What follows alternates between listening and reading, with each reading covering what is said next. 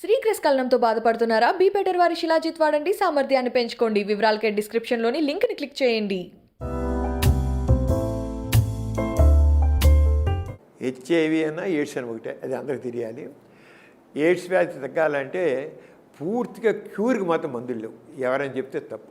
అయితే ఒక బీపీ వస్తే బీపీని కంట్రోల్ పెట్టడానికి ఎలా మందులు ఉన్నాయో, అలాగే షుగర్ వస్తే షుగర్ని కంట్రోల్ పెట్టడానికి చక్కని మందులు ఎలా ఉన్నాయో, అలాగనే ఎయిడ్స్ వ్యాధిని కూడా పూర్తిగా అదుపులో ఉంచడానికి మందులు ఉన్నాయి. మన షుగర్ ఉన్న వాళ్ళు తరచుగా షుగర్ పరీక్ష చేయించుకుంటూ ఏమైనా దాంట్లో మార్పు వస్తుంటే ఎక్కువ తగ్గులు ఉంటే మనం షుగర్ బిళ్ళల డోసేజ్ మార్చుకున్నట్లుగా, అలాగనే హెచ్ఐవికి సంబంధించిన మందులు దానికి సంబంధించిన కూడా ప్రతి 6 నెలలకి CD4 count, HIV viral load, ముఖ్యంగా HIV viral load very very important. ఎందుకంటే హెచ్ఐవికి వాడే మందులు వీటిని ఏఆర్టీ మందులు అంటారు, యాంటీ రిట్రోవైరల్ థెరపీ ఏఆర్టీ అంటారు. ఈ ఏఆర్టీ మందులు అన్నమాట. ఏఆర్టీ మందులు మనం వాడుతుంటే కొంతమంది సడన్గా ఆ మందు పోతే మళ్ళీ హెచ్ఐవి వైరస్ పెరిగిపోతుంది.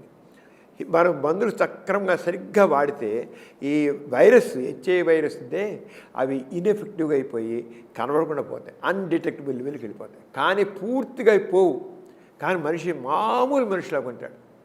ఒక బీపీ వస్తే మందులు పడితే మనిషిలా చక్కగా మామూలుగా ఉంటాడు, షుగర్ మందు మామూలుగా ఉంటాడు. ఆరంగానే హెచ్ఐవి వచ్చినాడు కూడా. పూర్వకాలం ఏంటి, ఒక 15 ఏళ్ళు 20 ఏళ్ళతో ఉండి చనిపోయేవాడు. ఆ రోజుల్లో మందులు లేని రోజు. మందులు ఉన్నాయి కదా, వీళ్ళు కూడా 80 ఏళ్ళు 90 ఏళ్ళు 100 ఏళ్ళు పూర్తిగా బతుకుతున్నారు. అంచేత హెచ్ఐవి వచ్చిన కనుక అది మరణశాసనం, నేను త్వరగా చచ్చిపోతాను ఎవ్వరు అనుకోసం లేదు. హెచ్ఐవి వచ్చిన వాళ్ళు పెళ్లి చేసుకోవచ్చు, హెచ్ఐవి వచ్చిన పిల్లలు కనొచ్చు, అన్నీ మావలే, ఏమీ లేదు. ఒక బీపీ వచ్చిన వాళ్ళు షుగర్ వచ్చిన వాళ్ళు పెళ్ళిళ్ళు చేసుకోవట్లేదా, పిల్లలు కంటలేదా, అంతే విధంగా అంతే, ఇంకేం లేదు. అయితే ఇప్పటికీ ఎయిడ్స్ గురించి ఇంకా అపోహలను బట్టి చాలామంది ఎయిడ్స్ అంటే పెళ్లి చేసుకోవట్లేదు, వాళ్ళని ఎవరు పిల్లల్ని ఇవ్వట్లేదు, అయితే పిల్లల్ని ఇవ్వట్లేదు. అలా కాదు, బీపీ ఉన్న వాళ్ళకి షుగర్ ఉన్న వాళ్ళకి థైరాయిడ్ ఉన్న వాళ్ళకి ఎలా చేస్తున్నారు, ఆరంగానే వీళ్ళకి పెళ్ళిళ్ళు చేయొచ్చు, పిల్లలు కనొచ్చు, ఆ పిల్లలకి ఏం జబ్బు రాదు. ఎప్పుడైతే మనం ఈ వైరస్ కంప్లీట్గా కంట్రోల్లో ఉంటుందో, కంట్రోల్ ఉన్నప్పుడు అది ఇంక రెండో వారికి ఆ జబ్బు ట్రాన్స్మిట్ అవ్వదు అన్నమాట, ఇన్ఫెక్టివిటీ ఉండదు. అంచేత క్యూర్కి మందు లేవు, కానీ ప్రస్తుతానికి క్యూర్ మందు రావచ్చు, ఫ్యూచర్లో రావని చెప్పలేము. క్యూర్కి మందులు లేవు కానీ ప్రస్తుతం లేవు, కానీ కంప్లీట్గా కంట్రోల్కి మాత్రం చక్కని మందులు ఉన్నాయి. నిజమే, ఎక్కువగా లావు కంటే మామూలుగా కొద్ది లావు కాదు, మార్బిడ్ ఒబేసిటీ అంటాం, చాలా ఎక్కువగా వాడు. అంటే మరి చాలా లావుగా ఉంటారు కదా, అలా ఉన్నప్పుడు ఏంటవుతుందంటే మగవాళ్ళు ఉన్నారనుకోండి, మగవాళ్ళలో టెస్టోస్టెరోన్ హార్మోను మనలో లిబిడో అంటే సెక్షువల్ డిజైర్ బాగుండడానికి, సెక్షువల్ పెర్ఫార్మెన్స్ బాగుండడానికి అది తోడ్పడుతుంది. ఎప్పుడైతే ఎక్కువగా లావుగా ఉంటారో, లావుగా ఉన్నప్పుడు ఈ హార్మోను మన శరీరంలో కొన్ని ఎంజైమ్స్ వస్తాయి, ఫ్యాట్లో కొన్ని ఎంజైమ్స్, ఆ ఎంజైమ్స్ ఏంటంటే టెస్టోస్టెరోన్ హార్మోన్ని ఫీమేల్ హార్మోన్గా మార్చేస్తుంది. మేల్ హార్మోన్ ఫీమేల్గా మారుతుంది. ఏమైపోయింది ఇప్పుడు, మేల్ సంబంధించిన పొటెన్సీ పోయింది. అంతేకాకుండా సెక్స్ హార్మోన్ బైండింగ్ గ్లోబులిన్ అంటాం, అది ఫ్యాట్ ఎక్కువ ఉన్నప్పుడు అది ఎక్కువ తయారవుతుంది. ఆ enzyme sex hormone binding globulin, దానివల్ల కూడా టెస్టోస్టెరోన్ హార్మోన్ తగ్గిపోయి దానివల్ల వాళ్ళు పెర్ఫార్మెన్స్ తగ్గిపోతుంది, లేకపోతే చాలా ఇబ్బంది అయిపోతుంది.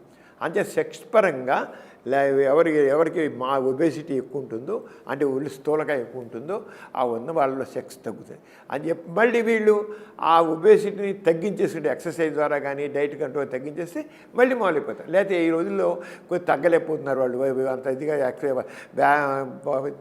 ఫుడ్ తగ్గించలేకపోతున్నారు, లేదా వ్యాయామం చేయలేకపోతున్నారు. బిరియాటిక్ సర్జరీ అంటున్నాం. బిరియాటిక్ సర్జరీ చేయించుకున్నట్లయితే తిండి తీసుకొని తగ్గిపోతే ఆటోమేటిక్గా కొవ్వు కరిగిపోతుంది, మామూలైపోతుంది. అంటే సెక్షువల్ పెర్ఫార్మెన్స్ బాగా ఉండాలంటే ఒళ్ళు ఉండడానికి వీలు లేదు. ఎవరైతే కొద్దిగా మామూలు రిక్వైర్డ్ వెయిట్ ఉంటారో ఆ వెయిట్ ఉన్నప్పుడు మాత్రం వాళ్ళు సెక్షువల్ పెర్ఫార్మెన్స్ బాగా ఉంటుంది. అయితే స్ట్రెస్ ఫ్యాక్టర్స్ అవన్నీ వేరే విషయం. ఒళ్ళు వల్ల మాత్రం, స్థూలకాయం వల్ల మాత్రం ఎవరికైతే తగ్గుతుందో వాళ్ళు మాత్రం ఒళ్ళు తగ్గితే చక్కగా నిద్రపోతే అంతా మళ్ళీ మామూలుగా ఉంటుంది. చెప్పలేం, అది మాత్రం చెప్పలేం. మనిషిని చూసి మనిషి సెక్షువల్గా యాక్టివ్ ఉంటాడు. ఎందుకంటే సెక్స్ పొటెన్సీ తక్కువ ఉండడానికి కారణం ఏంటి? ఒకటి వాళ్ళు ఉన్న స్ట్రెస్ కారణం. స్ట్రెస్ ఉన్నట్లయితే వాళ్ళకి సెక్స్ డౌన్ అయిపోతుంది. మనిషి చాలా చక్కగా ఉండొచ్చు, చూడడానికి అంత వెరీ హ్యాండ్సమ్గా ఉండొచ్చు. హ్యాండ్సమ్గా ఉన్నా కూడా వాళ్ళు స్ట్రెస్ ఫ్యాక్టర్ ఉంటే సెక్స్. ఈ రోజుల్లో సాఫ్ట్వేర్ ఇంజనీర్స్ ఉన్నారు, వాళ్ళు చాలా స్ట్రెస్ ఉంటుంది, చూడడానికి చక్కగా ఉంటున్నారు కానీ ఏం చేయలేకపోతున్నారు. అలాగే మార్కెటింగ్ ఎగ్జిక్యూటివ్స్ ఉన్నారు, అలా ఉన్నారు. ఇంకా ఇతర తక్కువ కొన్ని జాబ్స్లో వాళ్ళు చాలా స్ట్రెస్ ఫీల్ అవుతున్నారు, స్ట్రెస్ ఫీల్ చేయలేకపోతున్నారు. స్ట్రెస్ ఈ మోడర్న్ ఏజ్లో స్ట్రెస్ ప్లేస్ మేజర్ రోల్ వాళ్ళ సెక్షువల్ ఇండిఫిషియన్సీ రావడానికి. అంటే స్ట్రెస్ ఉంటే మనం చెప్పగలం, స్ట్రెస్ ఉందని చెప్పలేము. అలాగే వాళ్ళకి ఒక బ్యాడ్ హ్యాబిట్స్ ఉన్నాయి, స్మోకింగ్ ఉన్నా డ్రింకింగ్ ఉన్నా కూడా వాళ్ళు సెక్షువల్. అలాగే వాళ్ళకి లోపల షుగర్ ఎక్కువగా ఉంది, ఒక పైకి షుగర్ వాళ్ళకి తెలియదు కదా, మరీ వీక్గా ఉంటే తప్ప షుగర్ ఉన్నది తెలియదు. షుగర్ ఎక్కువ ఉంది అనుకోండి, షుగర్ వల్ల తగ్గిపోతుంది, షుగర్ కంట్రోల్ లేకపోయిన వాళ్ళు అవుతుంది. అంతే మనుషులను చూసి వాళ్ళ సెక్షువల్ పెర్ఫార్మెన్స్ పని చెప్పడం. సెక్షువల్ పెర్ఫార్మెన్స్ వల్ల హార్మోన్స్, టెస్టోస్టెరాన్ హార్మోన్ తక్కువ ఉందనుకోండి అనేది ఉంది. అలాగే ప్రోలాక్టిన్ హార్మోన్ ఎక్కువ ఉందనుకోండి సెక్స్ తక్కువ ఉంటుంది. థైరాయిడ్ హార్మోన్ ఉందనుకోండి స్ట్రెస్ తగ్గిపోతుంది, సెక్స్ తగ్గిపోతుంది. అలాగే కొలెస్ట్రాల్ ఎక్కువ ఉందనుకోండి సెక్స్ తగ్గిపోతుంది. అంటే ముఖం చూసి మనం చెప్పలేము, వాళ్ళు పరీక్ష చేసి చెప్పాలి. అంతే ముఖం చూసేసి కారంగా చూసి అబ్బో మనిషి బాగున్నాడు, చక్కగా ఉన్నాడు, చక్కగానే మాట్లాడుతున్నాడు కదా, అవి చక్కగా పనికి వస్తా అంటే అది జరగదు, అది చెప్పలేము. మనిషి చూసి మాత్రం చెప్పలేము. మొటిమలు తగ్గడానికి సెక్స్లో యాక్టివ్ సంబంధం లేదండి. మొటిమలు రావడానికి ఏంటంటే ప్రధాన కారణం ఏంటంటే యాండ్రోజెన్స్. ఈ సాధారణంగా మగపిల్లల్లో కానీ ఆడపిల్లలో కానీ యుక్త వయసు అంటే 14-15 సంవత్సరాల జరికల్లా ఈ యాండ్రోజెన్స్ ఆడపిల్లలు కూడా వస్తాయి, మగవాళ్ళు కూడా ఉంటాయి. ఈ యాండ్రోజెన్స్ ఇది ఉంది. మామూలుగా ఏంటంటే ఈ మొటిమలు అనేది సాధారణ 3 దశలు 4 దశలు ఉంటాయి, చిన్నగా ఉంటాయి. చిన్నగా ఉన్నట్లయితే అవి పెద్ద ఏం కాదు, ఏం చేయవు, పోతాయి. కొంత ఎక్కువ అవుతాయి. కొద్దిగా ఎక్కువ ఇటుకల్లా ఏమిటంటే అక్కడ ఒక బ్యాక్టీరియా చేరుతాయి. బ్యాక్టీరియా చేరి ఈ మొటిమలు పెద్దవి చేస్తాయి. పెద్దవి చేసి పెద్దగా కొంత చీము పడతాయి. అది 3వ దశ. ముందేమో చిన్నగా ఉంటాయి, చెమట బుక్కలంతా ఉన్నవి కొద్ది పెద్దవి అవుతాయి. పెద్దవై కొద్ది చీము చెబుతుంది ఫస్ట్. తర్వాత ఇంకా పెద్దవైపోతాయి, కందికింత అయిపోతాయి. అలా ఇంకా 4 బాగా పెద్ద అయిపోతాయి. వీటికి ఆ బ్యాక్టీరియా వల్ల వస్తున్నమాట. అది ఎప్పుడైతే మొటిమలు ఎక్కువగా ఉంటాయో, మొటిమలు ఎక్కువ ఉన్నప్పుడు మనం డాక్సైకిల్ కానీ ఎజిత్రోమిసిన్ కానీ టెట్రాసైకిల్ కానీ డాక్టర్ సలహా మీద ఒక కోర్సుగా వాడాలి. కోర్సుగా వాడితే ఇది అవుతుంది. ఇంకా డైట్ కంట్రోల్ ఒకటి ఏంటంటే స్వీట్స్ తగ్గించాలి, కార్బోహైడ్రేట్ పిండి పదార్థాలు తగ్గించాలి. అది అంతే సెక్స్లో యాక్టివ్గా ఉన్న బట్టి పెరుగుతాయని కాదు. జనరల్గా మొటిమలు 13-14 సంవత్సరాల వయసులో మొదలయ్యి 20-24 సంవత్సరాల వరకు ఉంటాయి. సాధారణంగా 20 ఏళ్ళు లేకుండా తర్వాత నిదానంగా బయట తగ్గిపోతుంటాయి. అంటే ఆ టైంలో యాండ్రోజెన్స్ ఎక్కువ ఉంటాయి. ఆడపిల్లలు మగపిల్లలు ఎక్కువ ఉండి అలసాయి. అంతేగాని సెక్స్లో యాక్టివ్గా ఉన్న బట్టి ఈ మొటిమలు వచ్చాయి, లేదా సెక్స్లో పాల్గొంటే పోతాయి, ఈ 2 తప్పే. సెక్స్లో రాంగ్ కాన్సెప్ట్ ఎందుకు వస్తుందంటే 18 ఏళ్ళు 20 ఏళ్ళు పెళ్ళి అయ్యాక ఆడపిల్లలు పెళ్ళి అయిపోతాయి. ఆడపిల్ల కూడా ముట్టుకుని వస్తాయి కదా, వాళ్ళకి అప్పుడు పెళ్ళి అవుతుంది. పెళ్ళి చేసి పెళ్ళి ఏడుకాలు తగ్గిపోయి అనుకుంటారు. పెళ్ళే తగ్గిపోవాలా, న్యాచురల్గానే వాళ్ళలో యాండ్రోజెన్స్ 14-15 సంవత్సరాలు యాండ్రోజెన్స్ 20 ఏళ్ళు 24 ఏళ్ళు చెట్ల అవి ఫేడ్ అయిపోతాయి. ఫేడ్ అయిపోయి తగ్గిపోతాయి. దానికి మూల కారణం ఏంటి? యాండ్రోజెన్స్. దానికి మూల కారణం ఏంటి? బ్యాక్టీరియా కిబులు. వాటి 2 కంట్రోల్ అయితే పోయి అంతేను. అంతే సెక్స్కి పాల్గొనడానికి దీనికి సంబంధం లేదు. సెక్స్లో యాక్టివ్ అంటే స్కిన్ గ్లో అనేది సెక్స్కి సంబంధం లేదు, కానీ ఫేస్ మాత్రం చక్కగా ఉంటుంది. ఎందుకు ఉంటుందంటే సెక్స్లో పాల్గొనడానికి ఫీల్ గుడ్ హార్మోన్స్ లిబరేట్ అవుతాయి. ఫీల్ గుడ్ హార్మోన్స్ ముఖంలో ఒక రకమైన సంతోషాన్ని ఇస్తాయి. మనిషి ఎవరైతే సెక్స్లో పాల్గొంటారో వాళ్ళ ముఖంలో ఒక రకమైన హ్యాపీనెస్ కనబడుతుంది, ఒక తృప్తి కనబడుతుంది సార్, ఒక సంతోషం కనబడుతుంది. ఆ ప్లెషర్ ఆ ఫేస్లో ఉంటుంది. ఎప్పుడైనా సరే మనిషి ఏమో ముఖంలో ఒక మనం చూడండి, ఎవరైనా సరే అబ్బా ఏంటి ఇంత సంతోషంగా ఉన్నావు, ఏంటి నీకు అని అంటుంటారు. అదేంటంటే వాడికి ఒక సంతోషమైన విషయం ఒకటి జరిగింది. ఆడికి సెక్స్లో పడినోడు ఒక చక్కని తృప్తి వస్తుంది. కారణం ఏంటి? ఆ టైం ఎండార్ఫిన్స్ విడుదలవుతాయి. ఎండార్ఫిన్స్ తెలియనటువంటి ఒక సుఖాన్ని ఇస్తాయి. అవనిచరికల ఆ సుఖం వాడి ఫేస్లో అంటే ఎవరైతే సెక్స్లో యాక్టివ్గా ఉంటారో ఆ ముఖంలో ఒక రకమైన గ్లో ఉంటుంది. ఎందుకంటే always they feel pleasure, happiness. అంచేత సెక్స్ అనే మనిషి యొక్క సంతోషాన్ని, తృప్తిని, హాయిని, అందాన్ని కూడా ఇస్తాయి. సాధారణంగా మగపిల్లల్లో 12 ఏళ్ళు 14 ఏళ్ళ వయసులో 80% మగపిల్లల్లో కోవా బిళ్ళంత రొమ్ములు ఉంటాయి. అవన్నీ ఏంటంటే ఈస్ట్రోజన్ అండ్ టెస్టోస్టెరాన్ ఇంబ్యాలెన్స్ వల్ల వస్తుంది.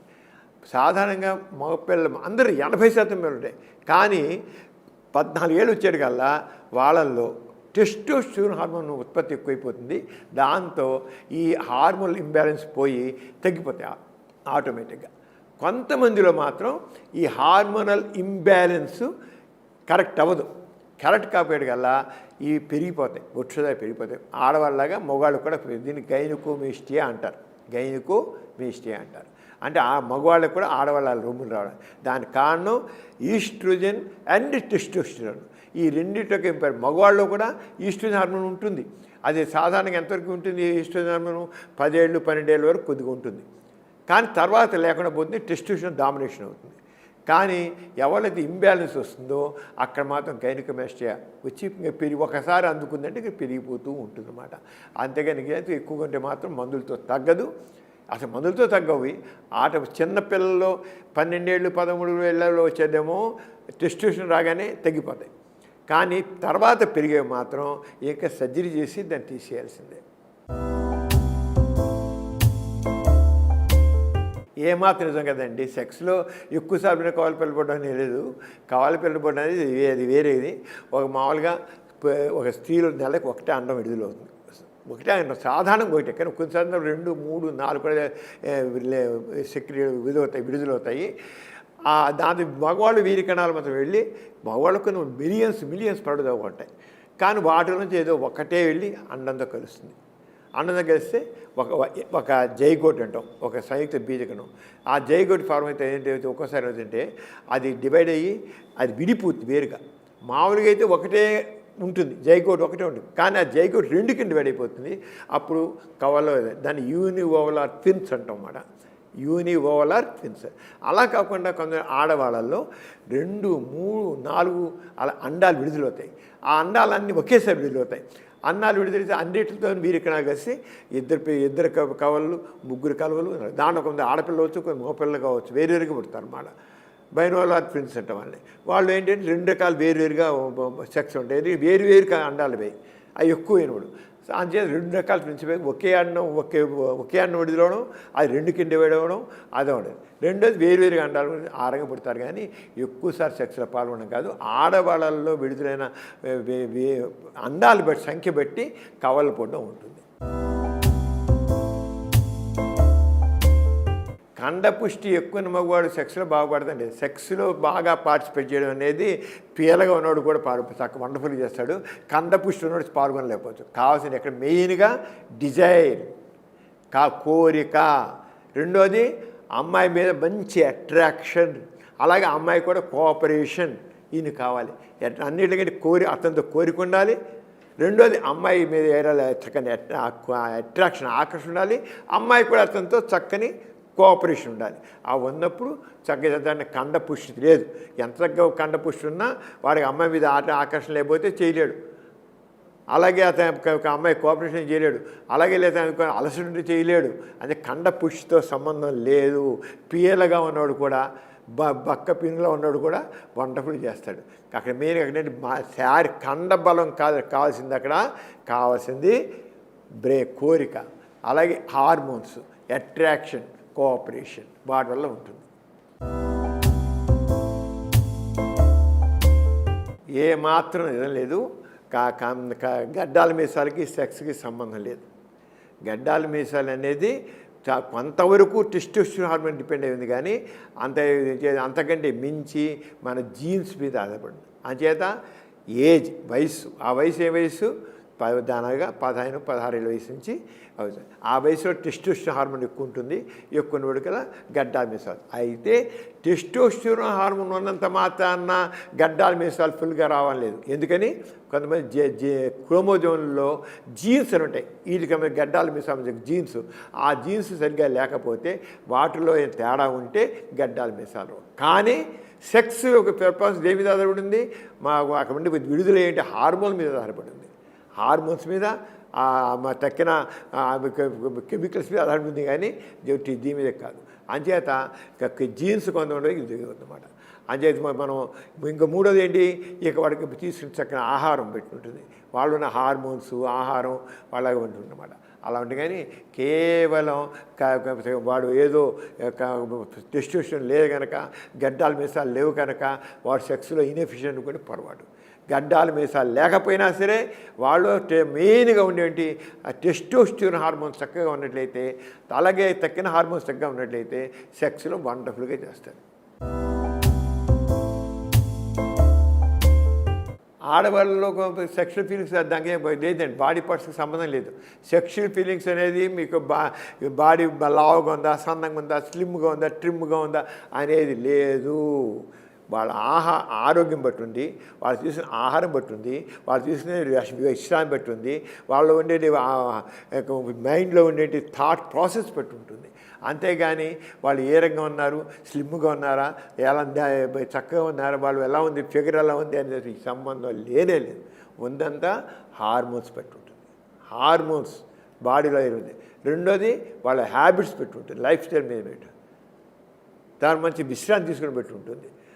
వాళ్ళ థాట్ బ్రెయిన్లో వాళ్ళ ఆలోచనలు పుట్టాలి. ఆలోచనలు పుట్టడం ఎలా ఉంది అనేది ఉంటుంది. స్ట్రెస్ ఫ్యాక్టర్ ఉంటుంది. స్ట్రెస్ ఫ్యాక్టర్ మర్చిపోకూడదు. అన్నిట్లో స్ట్రెస్ వెరీ వెరీ ఇంపార్టెంట్. ఆరోగ్యం ఉంటుంది కానీ వాళ్ళ బాడీ స్ట్రక్చర్ బట్టి ఎక్కడ ఉండదు. సేఫ్ పీరియడ్ అనేది మామూలుగా కుటుంబ నియంత్రణలో ఉపయోగిస్తూ ఉన్నది. సేఫ్ పీరియడ్ అనేది కుటుంబ నియంత్రణలో ఏంటంటే గర్భం రాకూడదని అనుకుంటాం. గర్భం రాకూడదు అనుకున్నప్పుడు ఎలాగా కనీసం కొంతకైనా మన ప్రొటెక్షన్ ఎలా ఉంటుంది అది. స్త్రీలు నెలకు ఒక్కసారి అన్నం విడుదలవుతుంది. రెగ్యులర్గా ప్రతి 25 రోజులు కానీ 30 రోజులు కానీ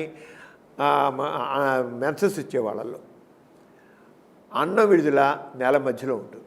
నెల మధ్య 14 రోజులు. దానికి 2 రోజులు ముందు కానీ 2 రోజుల తర్వాత కానీ అవ్వచ్చు. 25 రోజులు కొంత 25 రోజుల తర్వాత 30 రోజుల తర్వాత 32 రోజులు కరెక్ట్గా ఎప్పుడు అదే రోజు కావాలి. అయ్యే వాళ్ళకి 14 2 రోజులు ముందు కానీ వెనక. ఆ రోజుల్లో సెక్స్లో పాల్గొని కడుపు వస్తుంది. కడుపు రాకూడదు అనుకున్న వాళ్ళు మెన్సెస్ అయిన రోజు నుంచి 10వ రోజు వరకు సెక్స్లో పాల్గొంటే సాధారణంగా గర్భం రాదు. అలాగే 18వ రోజు నుంచి మెన్సెస్ వచ్చేదాకా గర్భం రాదు. దాన్ని సేఫ్ పీరియడ్ అంటారు. 11వ రోజు నుంచి 18 రోజు వరకు 11 నుంచి 18 రోజు వరకు అన్సేఫ్ పీరియడ్, అంటే గర్భం వచ్చే దినాలు. 80% కేసుల్లో ఈ సేఫ్ పీరియడ్ అనేది అంటే మెన్సెస్ కనబడే రోజు నుంచి 10 రోజు వరకు సేఫ్ పీరియడ్. అలాగే 19 రోజు నుంచి మెన్సెస్ వచ్చే వరకు మళ్ళీ సేఫ్ పీరియడ్. మధ్యలోది అన్సేఫ్ పీరియడ్. కానీ దీన్ని ఎంతవరకు అంటే 80%, 80% కేసుల్లోనే ఈ సక్సెస్. ఎందుకంటే అన్నం ఒక్కోసారి ముందు కూడా రావచ్చు, మెన్సెస్ టైంలో కూడా విడుదలవచ్చు. ఎందుకంటే మెన్సెస్కి అన్నం విడుదలకి సంబంధం లేదు, అన్నం ఎప్పుడైనా విడుదలవచ్చు. అయితే ఇక మెన్సెస్ టైంలో అన్నం విడుదల మాత్రం జనరల్గా అది దానివల్ల అప్పుడు మెన్సెస్లో సెక్స్లో పాల్గొన్నా గర్భం రాదు. అది ఎందుకంటే అది గర్భం వచ్చాక వచ్చి దానిలో ఇంప్లాంట్ ఇవ్వడానికి ఎండోమెట్రీ ఉండదు, అక్కడ అదే ఉండదు. కానీ సేఫ్ పీరియడ్ మాత్రం మెన్సెస్ అయిన రోజు నుంచి 10వ రోజు వరకు, 19వ రోజు నుంచి వచ్చేది. అది ఎంత ఎన్ని కేసుల్లో 80% కేసుల్లో 11th నుంచి 19th 18th వరకు. బ్రెస్ట్ సైజు పెరగడానికి మా ఆహారానికి సంబంధం లేదండి. అది వాళ్ళు అన్న జీన్స్ ప్రకారం ఉంటుంది. జీన్స్ ప్రకారం వాళ్ళకి తీసిన ఇది మొట్టమొదటిలో ఉన్న ఆరోగ్యం బట్టి కూడా కొంత ఉంటుంది. ఎందుకంటే కొవ్వు కావాలి దాంట్లో. వాళ్ళు సరైన ఆహారం తీసుకోకపోతే అనారోగ్యం ఉంటే రాదు. మెయిన్గా మాత్రం హార్మోన్స్ అండ్ జీన్స్ ఆ రెండు రోల్ ప్లే చేస్తాయి.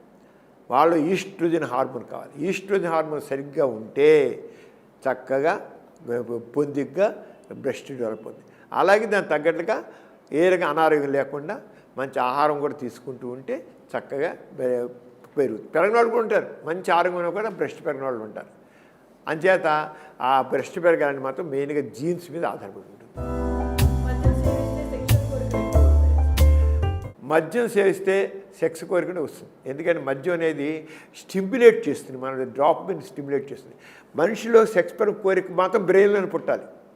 అంచేది ముందు వాళ్ళు సెక్షువల్ థాట్ ఉంటుంది, లేకుండా ఉండదు. సెక్షువల్ థాట్ ఉంటే ఈ మద్యం తీసుకున్నప్పుడు మనలో అన్న డోపమైన్ కానీ ఇవి ఏం చేస్తాయంటే వీటిని ఇంకా ఎన్హాన్స్ చేస్తాయి, పెంచుతాయి కోరికని. కోరిక మీద బ్రెయిన్లోనే పుట్టాలి. ఆ మద్యం కోరికని పుట్టించదు, కోరికని సపోర్ట్ చేసి పెంచుతుంది కోరికని. అంతేగాని మద్యం తీసుకుంటే కోరిక వచ్చేసి కోరిక లేనివాడు మద్యం తీసుకుంటే చేసేది ఏం లేదు, నిద్రపోతాడు వాడు. మద్యం తీసుకుంటే మాత్రం కోరిక పుట్టదు, పుట్టిన కోరిక మాత్రం పెరుగుతుంది. చేస్తా. అయితే 1 or 2 పెగ్స్ వరకే అది పనిచేస్తాయి. 2-3 పెగ్గులు పెరిగితే మాత్రం వాడు వాచాలత్వం పెరుగుతుంది, కానీ ఊరు బాగుతాడు, కానీ పెర్ఫార్మెన్స్ 0 అయిపోతుంది, పెర్ఫార్మెన్స్ ఉండదు. అంచేత 1 or 2 పెగ్స్ వరకు మాత్రం బాగా విరగదీస్తాడు. ఎందుకంటే కొద్దిగా ఎనర్జీ లెవెల్స్ పెరుగుతాయి, వాడికి దోపమైన వచ్చేటికల్లా ఎనర్జీ పెరుగుతుంది, డిజైర్ పెరుగుతుంది, ఇంకా కోరికని పెంచుతుంది, పెర్ఫార్మెన్స్ బాగుంటుంది. తర్వాత ఇంకా డల్ అయిపోతాడు అనమాట. అంతే మాటలు ఏమవుతాయి కానీ చేతలు ఉండవు.